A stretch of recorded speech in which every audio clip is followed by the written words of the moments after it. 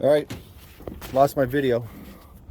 Shut my phone off. I just wanted to show everybody what I was trying to show everybody earlier was my boat. 17-foot long, 25 horsepower motor. Piece of wood holding on the trolling motor. That's about it. The best part is it floats, the trolling motor works, and it's been on every lake here in New Hampshire. So here we go again. Let's try some fishing again. Got to lay down over here. Actually floating right up on it. I don't really have anything to hold my phone right now, but we're gonna make do. Yes, we do. We make do as we make do. Sorry about all that stuff, guys. So back to here. So again, I'm just gonna be flipping this purple worm I got. I've been dragging it around the whole thing, so I'm almost snagged. So again, just gonna take this, just flipping under the tree, let set. Like I said, it's probably about 4 or 5 feet right here. Water's still cold, 50 degrees in that area, maybe a little chillier. Fish are very lethargic right now. You got some cruisers, the little ones are probably up having some fun. Big ones just hanging back. Got to start fattening up, especially the female fish. Get ready to lay some eggs. And the male fish are going to fatten up until they can fight off all the varmints that are going to try to steal the little bass eggs. So here we go. Again, so it's nothing going on yet. Now I'm going to head to the shoreline, a little closer to the front of the laydown. It's a good sized laydown, probably comes out 50 feet. I can see the tree over here. I don't have my glasses on today, but so that's why I know the water's pretty shallow right here. So just pulling it along, letting it drop. Hopefully the fish are there. Give them a chance to see it.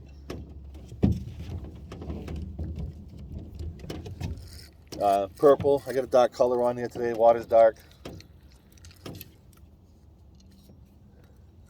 So I'm back at the laydown.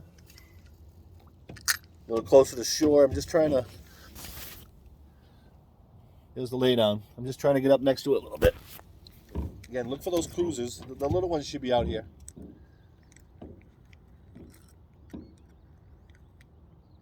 Up over the top of the thick part of the laydown. I let it fall. Got a couple small branches I can see right there. I'm going to put them over those, let it fall. I'm just waiting for that tap. Tap, tap. More often than not, it's just a kibby or a small fish tapping it, but I'm waiting for that tap and then pull.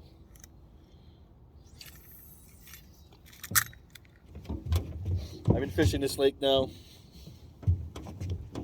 probably too long, 44 years anyway. Really didn't fish it a lot, had a hard time fishing this lake, but back when the gas prices, a few years ago, maybe 2008, the gas prices went way up. Fished this lake a lot more, did a lot more ice fishing, just did a lot more regular fishing, and found a lot of spots and found a lot of fish.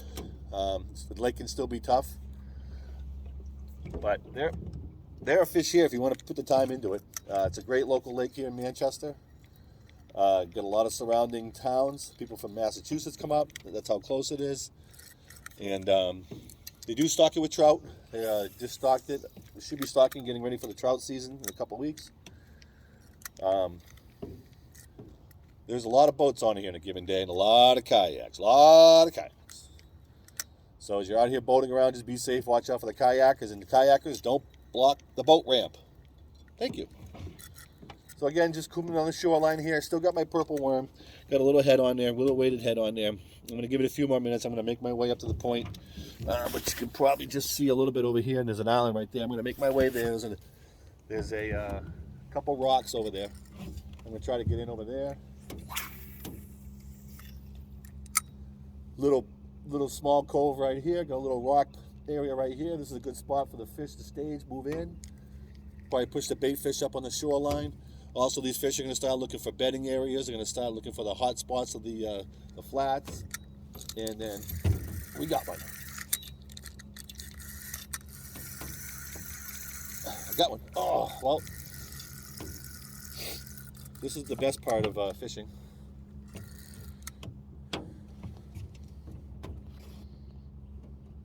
Bit like a fish, shook like a fish, not a fish. I don't know how many of you guys have done that before. So that was a good spot right there. I can see a little bit of water coming in right there. I'm going to circle back a little bit. There's a small little bit of water coming in right here, so probably a little bit of warmer water than what's in the lake. That should attract some bait fish. The whole boat's doing a circle right now.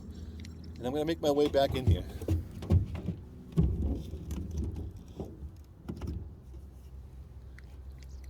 Wind's starting to pick up for me right now, so as I make it around, it's good heavy wind, not a heavy wind, probably 15 mile an hour wind overhead. I picked the right shoreline for right now. So again, I got a little bit of a stream over here. I don't know if you guys can see the dark water that's coming in, so there's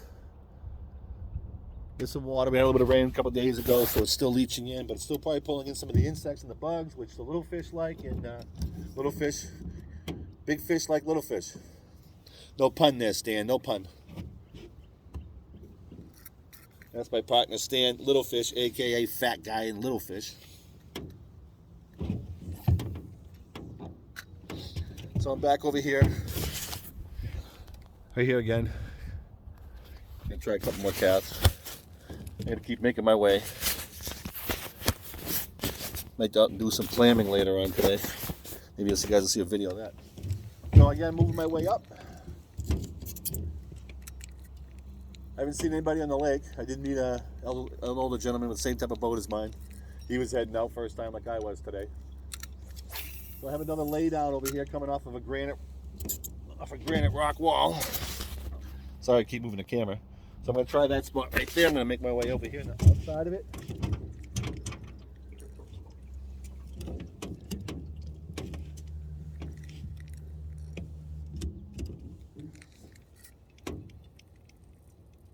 Some people like to watch the flamboyant guy. Some people like to watch the guy that falls out of the boat.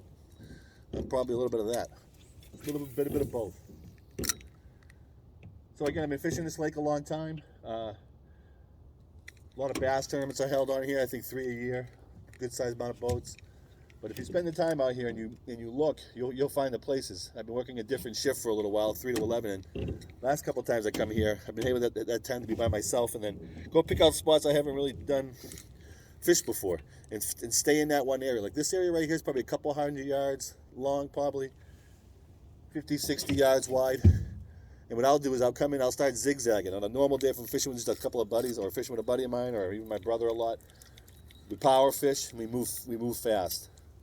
It's because we know the areas we like and we go fish them. But we tend to miss a lot of the lake. So the days that I'm over here and I get out of work by myself, I can come in this one area like this. Let me give you a little point.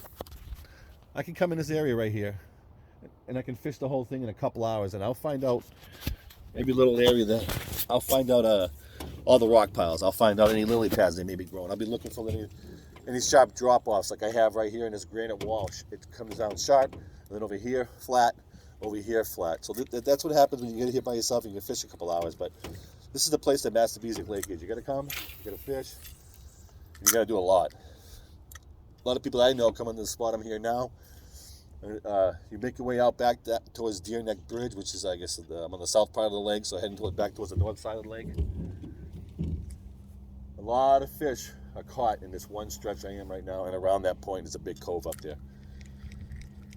A lot of good sized fish too. So this part of the lake has the no trespassing side over there on the, I guess it's the western side of the lake. So that lake is unfished, so that gives a chance for a lot of the fish on that side, to grow big and have other fish without being challenged by the fishermen. Because when this place starts to spawn, boats and tons of boats. Depending on how you feel about spawn fishing. When I was doing tournament fishing, we wanted, we were only allowed to catch a couple of fish, but we liked the spawn because the bigger fish were there. But now that I don't do a lot of tournament fishing, I know they're spawning, but sometimes I don't feel that great about hooking a fish that's been sitting on a bed for 4 days, battling everything in a fisherman. So sometimes I'll pick certain lakes. I like Newfound Lake. It's a good lake to go to, get some smallmouth spawn fishing in. And you don't even have to target the beds. There's areas over there you can throw topwater bait and come across. And knowing that they're on that flat, they'll come up and attack it without you actually throwing it on the bed and making them come and chase your bait off the bed. If they come up over your head, they're more, they're in that attack mode. So, I do fish to spawn, but I just, sometimes it can be too much for the fish, I think. So. Moving on, cold water fishing here, coming up on my point. Still throwing my worm, purple worm. I'm probably 30 yards off the shoreline over here. Not far. I didn't really clean my poles up before I started, but so basically here to test my motor out, but just still looking. I know that these coves are going to start holding fish. It's April, end of April. These fish should be pushing up. Usually by May 15th, a little bit after, these fish are done spawning in Massapequa. They have ice out for 4 or 5 weeks anyway now, if not a little bit longer. So I got a little point coming off of here, bends into a little cove, back into another small little point. So again, just gonna hit these areas right here, try to throw up in that little deep spot in over there. I am moving kind of quick. Got a lot of stuff to do at the house today. I wanted to get the motor out before it rained today. Got some painting and stuff I need to do in my kitchen. So anyway, I'm gonna make this quick, try to find some areas. I know there could be some fish today. Again, probably might catch a big one, but more often I'm gonna probably catch some little ones right now. These are the ones that are probably the most active over here. The ones that are doing the most looking, curious, like little kids. Curious, easy to catch usually.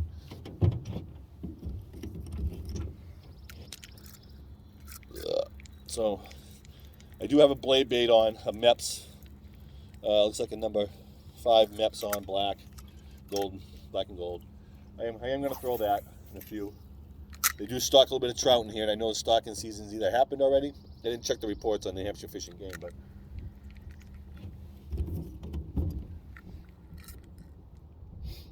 so the wind's picking up where I'm at now. Before it was a little bit calmer. I'm coming out in the bigger body of the lake on this side over here. When I get around the cove over here on the right, it should be a little less wind for me. Not bad today. I mean, it's not too cold. Ice fishing ended probably mid-March. If my boat wasn't in the shop, I would have probably been out here weeks ago. I've gone from standing on the ice one day to being on a boat the next weekend. Maybe even the next day, but definitely the next weekend. So if you're watching the sky, I'm doing zigzags because the wind's blowing me around. So now I'm parallel with the shoreline again. A couple little nips in here where fish can be holding. The water's high, so this is good or bad with the water being high, but there's also pockets that you can target. If when you're a good caster, you can flip jigs up there, you can flick a weighted bait up there, your Senkos and stuff, and let them sit. You just pull them down the shore, pull them down the shoreline a little bit because there is a drop off. It goes in, it goes back a little bit, and then bop down, and then what you're hoping is those fish are seeing it and they're going to hit it for you. So I'm going to come over here, another point here, got another small lay down right here, and snag. All right, well, I snagged, and popped it right off. Pause.